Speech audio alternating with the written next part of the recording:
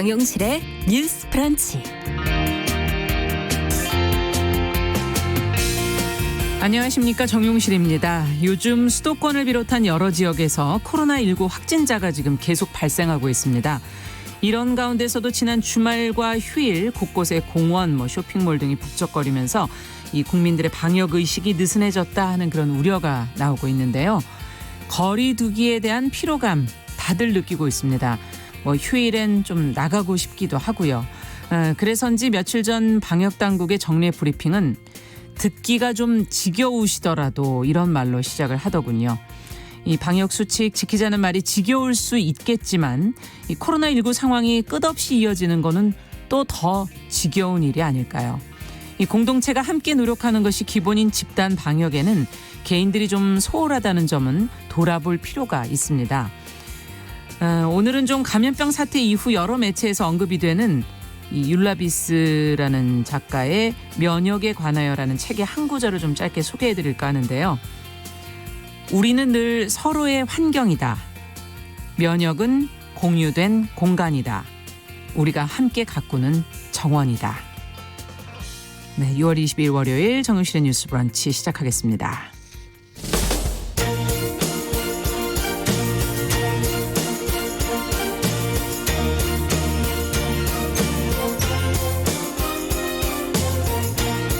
여성의 감수성으로 세상을 봅니다. KBS 1라디오 정용실의 뉴스 브런치. 여러분의 의견을 기다립니다. 문자는 샵 9730으로 보내주세요. 짧은 문자 50원, 긴 문자 100원이 부과됩니다. KBS 모바일 콩, 유튜브를 통해서도 무료로 참여하실 수 있습니다. 네, 정용실의 뉴스 브런치는 항상 여러분들과 함께 의견을 교환하고 있습니다. 오늘도 많이 참여해 주시고요.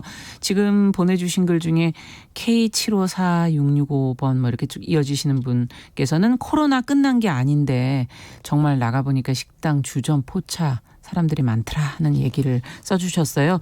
저희 하나하나가 다 노력을 해야지만 아름다운 정원을 아까 꾸민다고 말씀을 드렸죠. 같이 노력을 좀 해야 될 것 같습니다. 오늘도 많은 분들 참여해주고 계시고요. 의견 주시면 저희가 방송 진행하면서 계속 좀 반영하겠습니다. 뉴스픽으로 시작하겠습니다. 오늘도 두 분 자리해 주셨어요. 더 공감 여성정치연구소의 송문희 박사님 안녕하세요. 네, 안녕하세요. 전혜연 시사평론가 안녕하십니까? 네, 안녕하세요. 자, 오늘 첫 소식은 정치 소식으로 정치 뉴스로 좀 시작을 해보겠습니다. 그동안 자맹 중인 미래통합당의 주호영 원내대표 더불어민주당의 18개 위원장 다 가져가라 이렇게 언급을 하면서 이번 주 국회에 지금 복귀하겠다는 의사를 밝혔는데요. 관련 내용을 전혜연 평론가께서 좀 정리해 주시겠습니까? 어떻게 될까요? 예, 국회 상황이 사실상 지금 멈춰 있었죠. 주호영 통합당 원내대표가 원내대표직을 그만두겠다라고 밝혔고 다른 의원들이 만류했었지만 그 뜻을 굽히지 않은 채 자맹을 이어갔습니다. 언론 보도를 보면 이제 사찰을 돌면서 있었는데요. 최근 김종인 비대위원장과 초선 의원 5명이 주호영 원내대표를 찾아갔고 복귀를 설득한 것으로 전해지고 있습니다. 네. 주호영 원내대표도 어쨌든 상임위에 들어가서 싸우겠다는 입장인데 자, 여기서 어떤 발언이 나왔냐. 18개 상임위원장을 더불어민주당이 다 가져가라. 이렇게 얘기를 했습니다. 그런데 참 민주당 입장에서 이걸 받기가 난감합니다. 우리가 의석수로 보면 할 수 있다라고 얘기는 했지만 실제로 18개 상임위원장을 여당이 다 한다. 이건 사실 결례가 없던 그렇죠. 상황이고요. 예. 또 여러 가지 부담이 될 수 있는 상황이고 그동안 주장해왔던 협치는 사실상 불가능해지는 것이기 때문에 이 주호영 원내대표의 발언이 협상용인지 아니면 실제로 이렇게 될지 민주당에서도 그렇게 이게 좋은 카드라고는 볼 수 없겠죠. 고민이 깊어지는 모습입니다. 민주당 일각에서는 계속 협상을 하겠다라는 발언이 전해지고 있는데요. 어쨌든 주호영 원내대표가 복귀한 이후에 어떤 식으로 상임위가 구성이 될지 지금 6개 상임위원장은 이미 선출이 되어 있는데 네. 그럼 나머지 상임위는 또 어떻게 될 것인지 관심이 쏠리고 있습니다. 네. 자, 그리고 지금 말씀해 주신 것처럼 그 주호영 원내대표의 말에 그 진짜 의미는 어디에 있는 걸까?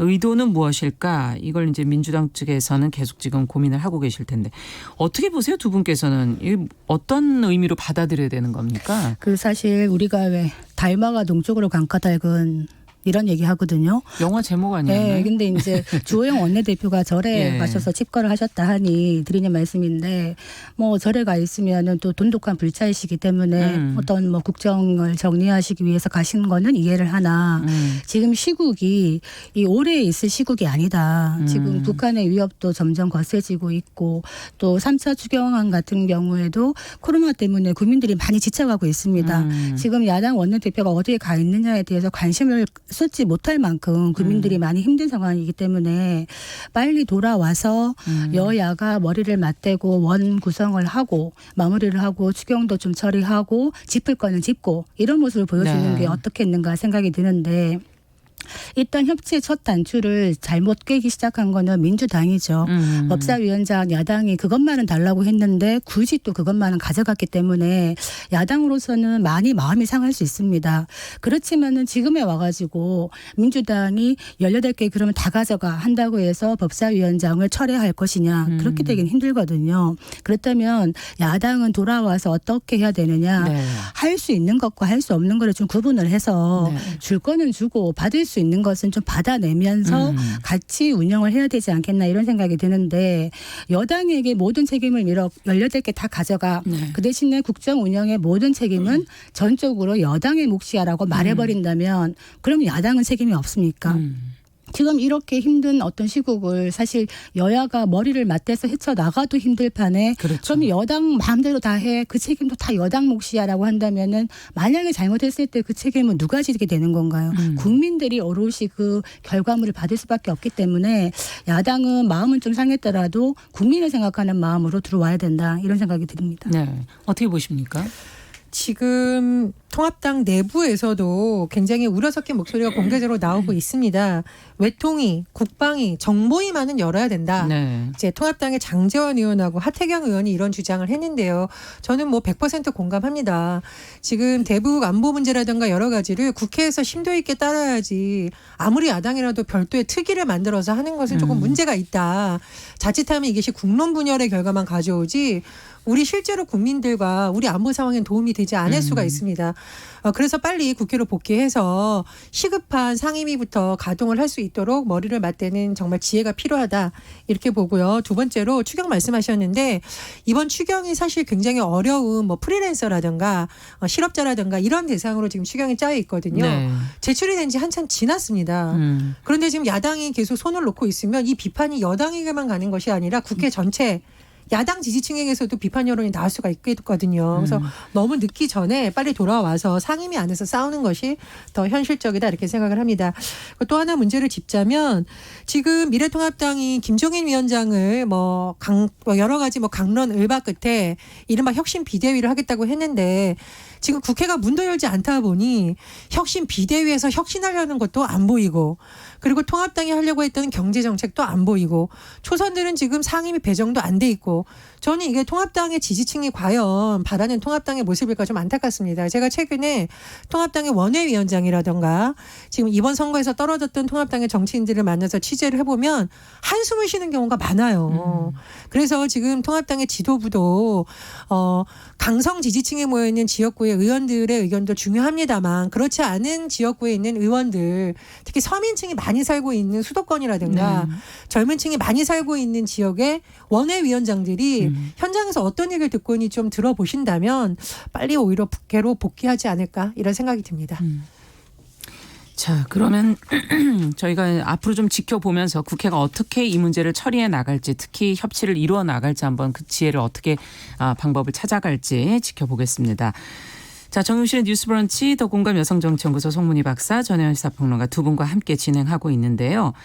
자, 두 번째 뉴스는 윤석열 검찰총장이 지금 검언유착 의혹 수사에 대한 판단을 지금 전문 수사 자문단이라는 곳에 맡기기로 했거든요. 이 검찰 내부에서는 또 불만도 나오는 것 같긴 한데 관련 내용을 먼저 정리해보고 같이 전문 수사 자문단의 역할은 과연 뭔지 왜 여기에 맡기게 된 건지 내용을 좀 살펴보도록 하겠습니다.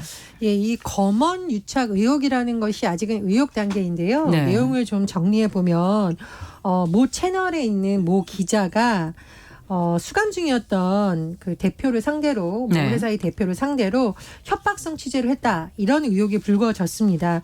보도가 이미 많이 나갔죠. 예, 많이 관련 나왔었죠. 내용은. 그렇다 네. 보니 이제 검찰 내부에서는 모 검사장이 여기에 공모를 했다라는 의혹 부분에 대해서 여러 가지 의혹이 제기됐었습니다.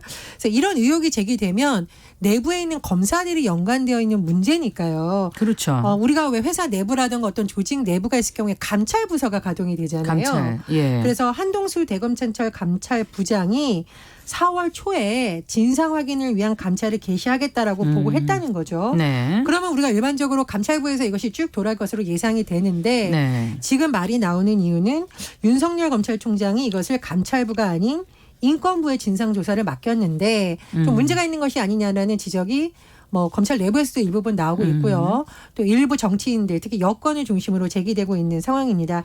이렇다 보니 뭐 일각에서는 정치권의 문제로까지 비화돼서 윤석열 네. 총장 뭐 사퇴해야 되는 거 아니냐 이런 의혹도 나오고 있고요. 야당에서는 총선 끝나자마자 검찰총장 흔들기냐 이런 정치적 공방으로까지 비치고 있는 상황입니다. 어쨌든 이런 가운데 그 문제가 됐던 의혹에 쌓인 기자가 검찰 수사 못 믿겠다. 그래서 다른 방식을 해달라라고 한 것이 전문 자문단입니다. 그러니까 네. 전문 자문단의 경우에는 여러 가지 전문가들이 이제 포함이 되는 거죠. 단장을 포함해서 수사 경험이 있는 검사라던가 여러 가지 사람 뭐 예를 들면 변호사, 법학 교수 등으로 한 7명에서 13명 정도로 구성이 되는데요. 네. 물론 전문 자문단이 의견을 주는 것이 권고적 효력만 있습니다. 강제성이 있진 않아요. 권고적 효력만. 그렇죠. 그러나 전문 자문단을 가동해라라는 윤석열 검찰총장의 의견에 대해서 좀 의견이 엇갈릴 수 있겠죠. 예를 들면은 전문 자문단에서 수사팀 손을 들어준다. 이럴 경우에는 수사가 탄력을 받게 된 거고 윤석열 총장이 왜 이렇게까지 했냐는 비판 여론이 가져될 수 있는 거고요. 거꾸로 불기소 의견이 제시된다면 예. 수사의 형평성이 좀 처음부터 문제가 있었다는 논란이 불거질 수 있는데 향후 결과에 따라서 윤석열 총장의 리더십에 대한 평가도 달라질 수 있다. 이런 전망도 나옵니다. 네. 자, 이 관련돼서 어떻게 판단을 해야 되는 건지 전문 수사 자문단이라는 것은 어떤 곳입니까? 이 전문 자문단이라는 게 사실 뭐 공고적 효력이 있다고 하지만 이번이 처음이 아니거든요. 언제 그럼 활동한 적이 있었죠? 2018년 5월 달에 그 강원랜드 채용 비리 의혹 수사 외압 의혹 있을 네. 때 그때도 작동을 했었고 그다음에 국가보훈처 부정청탁 의혹 그리고 2019년에 이제 KT 채용 비리 의혹 이럴 때도 만들어졌었습니다. 네. 그런데 이제 이 자문단을 구성하는 데부터 사실은 그 대검과 수사팀이 부딪힐 가능성이 있거든요. 어떤 인사를 추천하느냐에 문제가 있기 때문에 네. 물론 검찰총장이 최종적으로 위촉을 합니다만 이 부분에 대해서 이제 그랬기 때문에 문무일 검찰총장 당시에 이 부분은 내부 정비를 좀 해놨습니다. 그래서 아마 이번에 구성단이 만들어지는 데는 별 그게 없을 것 같은데 문제의 핵심은 이거 같아요. 지금 그 윤석열 총장 체제 하에서 수사팀과 그 대검과의 사이에 신뢰가 있느냐. 네. 있다면은 검찰이 어떻게 보면은 한 몸처럼 움직인다고 얘기하지만 실제로 그 추미애 장관 취임하고 나서 대규모 검찰 인사 발령 냈지 않습니까? 그때 윤 총장의 측근 상당수가 거의 대검을 많이 떠났습니다. 그렇기 때문에 윤 총장 입장에서 본다면은 믿고 이렇게 맡길 수 있는 수사팀이 없다. 이렇게 보여지는 것이죠. 그렇기 때문에 이 수사팀에 대해서 이번에 이런 전문단을 하는 것이 아까 말했던 두 가지 가능성이 다 있는 것이죠. 만약에 거기서 기소의 어떤 공고안을 낸다 그러면 윤석열 리더십에 좀 흠집이 날 수 있는데도 불구하고 네. 이렇게 하는 것은 궁여지책이 아닌가. 저는 뭐 이런 생각이 드는데 지금 이번에 총선 후에 윤석열 흔들기가 조금 더 본격화됐다 저는 이런 생각이 들거든요. 그러니까 뭐 한명숙 전 총리 사건 네. 감찰을 놓고도 지금 설왕설래를 하고 있고 민주당 한 최고위원은 내가 윤석열이라면 벌써 그만뒀다 이렇게 사퇴 공세까지 하고 있는데 사실은 살아있는 권력에 대해서 수사를 제대로 해라라고 문재인 대통령께서 임명한 검찰총장입니다. 그렇기 때문에 임기가 아직 남아있는 시점에서 만약에 이제 이런 시도들이 윤석열 총장 흔들기로 비춰진다면은 또 다른 어떤 검찰 개혁과 맞물려서 또 다른 논란이 있을 수가 있다 이런 생각은 듭니다.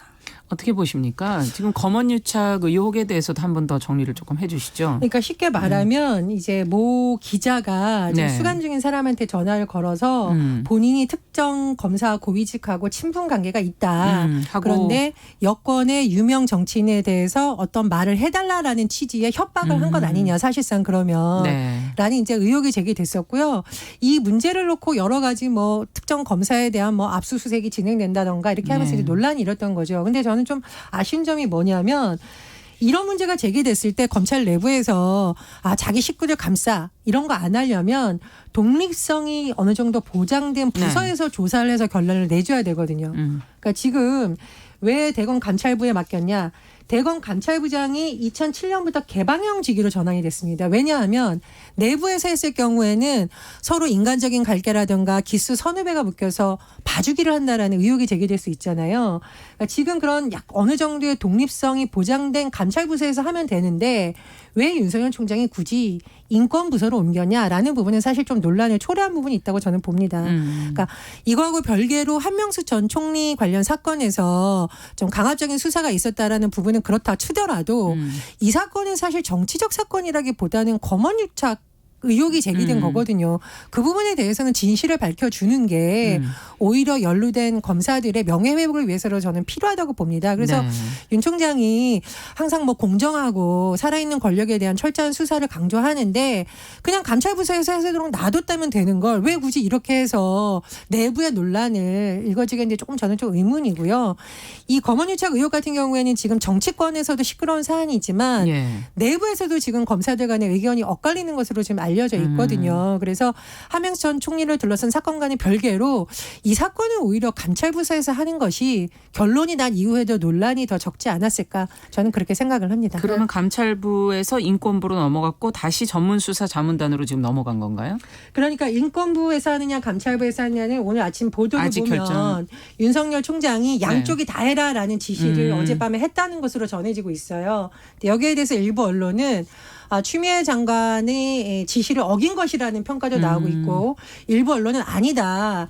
내일 뭐 반부패 정책 협의회를 앞두고 추미애 장관의 지시를 일부분 받아들여서 양쪽에서 다 하게 한 것이다라는 네. 이런 의견도 나오고 있습니다. 그러니까 사실은 이제 제가 이 주제가 오면서 법조계에 이제 검찰 출신 두 분하고 통화를 해봤어요. 그랬는데 의견이 나뉘는 것이 뭐냐면 이게 이제 재판 중인 조사 중인 사건이기 때문에 사실은 좀 조심스럽습니다만. 네, 저희도 그래서 네, 자세하게 그래서, 언급을 하기가 좀 네, 어려워요. 그렇습니다. 예. 그런데 문제는 이 사건을 어떤 그냥 서민 민생 관련 금융 범죄로만 국한을 해서 보느냐, 아니면은 정관계 인사들이 개입된 로비 의혹 사건으로 보느냐에 따라서 사실은 많이 갈릴 수가 있다 그래요. 네. 그렇기 때문에 이 파장이 어디까지 갈지를 모르겠는데 문제는 지금 이 사건을 놓고 한동수 감찰부장이 4월 초에 이제 감찰을 개시하겠다고 보고를 했고 예. 그 이후에 윤 총장이 감찰 대신에 인권부에 이제 아까 말했듯이 진상조사를 맡긴 거죠. 네네.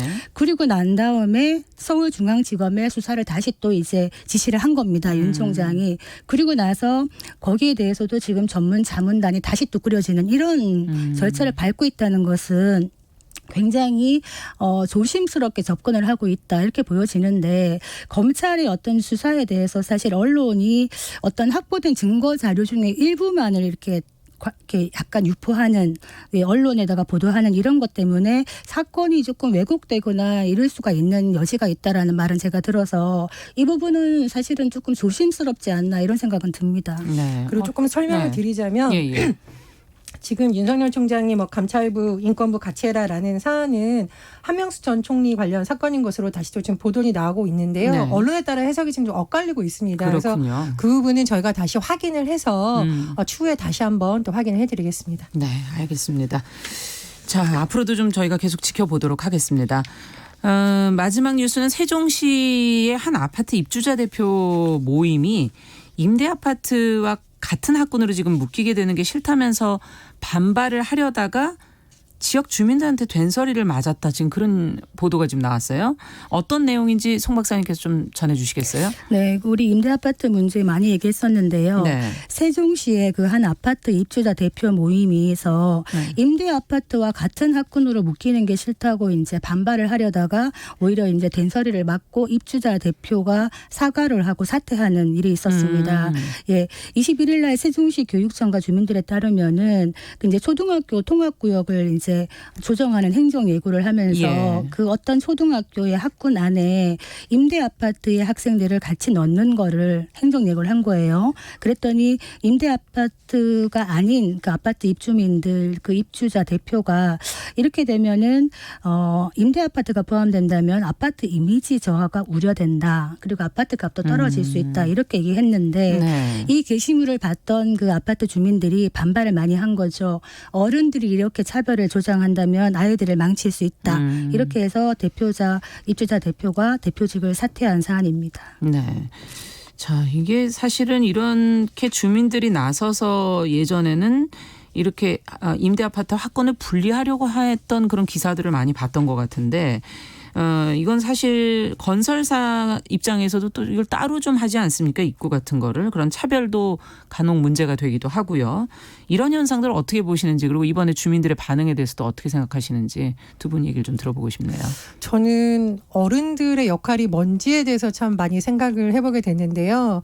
예를 들면 우리가 뭐 장애가 있는 아이들이라던가 또는 부모님이 없이 크는 아이들에 대해서 막 함부로 얘기를 하면 오히려 어른들이 말리고 하지 못하게 가르쳐주는 것이 어른의 역할인데 이번 사건의 경우에는 일부 어른들이 오히려 차별을 조장한다는 비판을 받게 된 그러니까요. 거잖아요. 그래서 이게 단순히 어떤 재산을 둘러싼 그런 갈등이 아니라 아이들의 마음에까지 상처를 주는 행동이었기 때문에 좀 신중하지 못한 자세였다라고 하고 뒤늦게라도 뭐 다른 주민들이 항의해서 조금 사태가 수습이 되는 것 같은데요.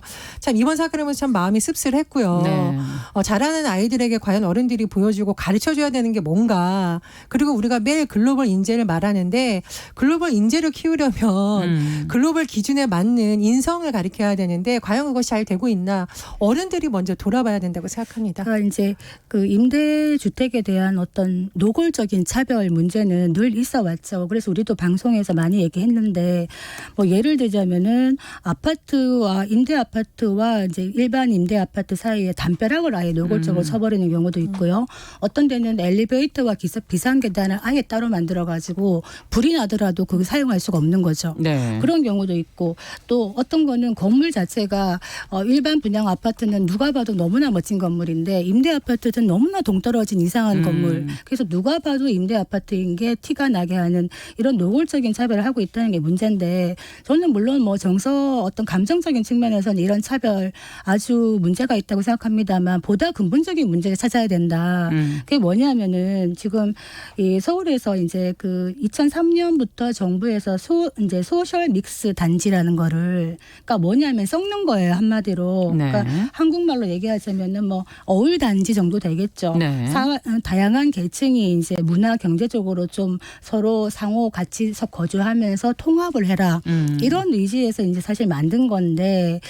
과연 그렇다면은 이렇게 해서 통합이 되고 있는가? 오히려 어떤 측면에서는 계층 간 융합보다는 사회적 갈등이 더 높아지고 상대적인 박탈감을 더 키우고 그런 것이 더 사람을 불행한 의식을 만들 수 있는 부분이 있는데 문제는 국토교통부가 지난 4월에도 어떤 얘기를 했냐면은 재개발 사업을 임대주택 이제 재개발 사업을 할 때 네. 임대주택 의무 비율이 지금 20%에서 30%로 더 높이겠다는 그렇죠. 거예요. 그렇다면은 민간이 짓는 어떤 대규모 아파트 단지에다가 의무적으로 이렇게 임대주택을 많이 넣는 것이 과연 적절한 정책인가에 대한 질문을 해볼 필요가 있습니다.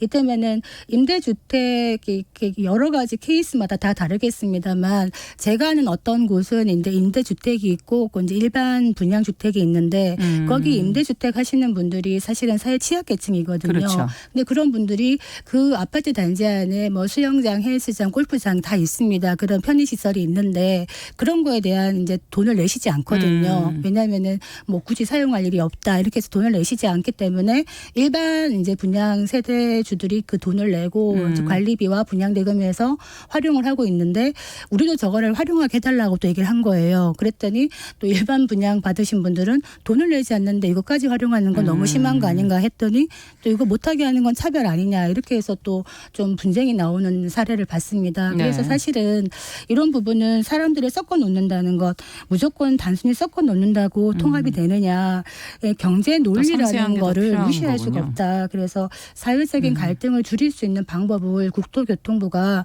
뭐 단순한 행동 지도에 맡기겠다 이것이 아니라 좀 더 촘촘하게 예. 계획을 짜야 되는 부분이라고 봅니다. 알겠습니다.